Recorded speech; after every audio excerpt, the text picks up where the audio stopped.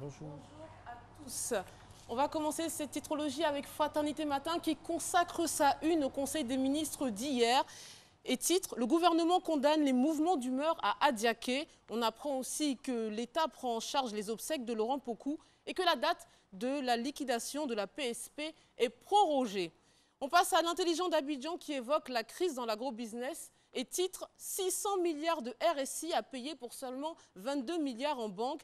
Le journal s'intéresse aussi aux forces spéciales qui continuent la révolte et font annuler le marché à Adiaké.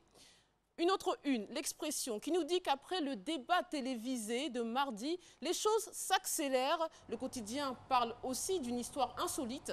Elle trouve la mort après avoir reçu un coup de fil de sa grand-mère décédée. Je vous en parlerai tout à l'heure durant la revue de presse. Une autre une, Soir Info. Après leur première insurrection, les forces spéciales ne veulent rien entendre et se déchaînent encore, nous dit le journal. Et en sous-titre, on peut lire « Un homme reprend sa villa à Laurent Gbagbo et chasse ses parents ». Nord-Sud s'interroge sur la mutinerie à Adiaké. Pourquoi ça coince? Et le journal s'intéresse aussi à la présidente du syndicat entendue hier par la police dans le dossier de l'agro-business. Je vous en parlerai aussi durant la revue de presse. Et on finit cette titrologie avec le journal de l'opposition Notre Voix qui revient sur la révolte des forces spéciales et nous dit que le chef de l'État est lâché par son dernier rempart.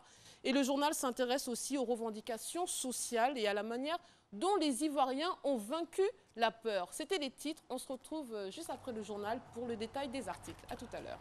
Merci beaucoup, Fatim Djedje.